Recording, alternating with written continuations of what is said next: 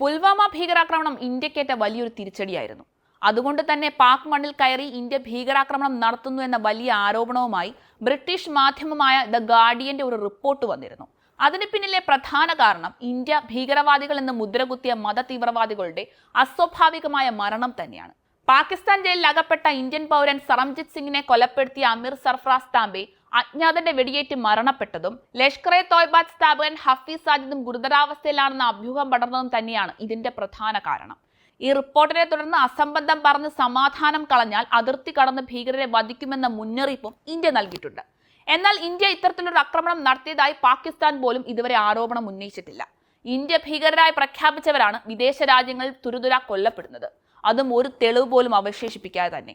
അതിൽ ഏറ്റവും കൂടുതൽ പേര് കൊല്ലപ്പെട്ടത് പാക് മണ്ണിലും. കൊന്നതാരാണെന്നോ കൊല്ലിച്ചതാരാണെന്നോ പോലും അറിയില്ല. കൊല്ലപ്പെട്ടവരെല്ലാം ഇന്ത്യ ലിസ്റ്റ് ചെയ്ത മോസ്റ്റ് വാണ്ടഡ് ക്രിമിനലുകൾ.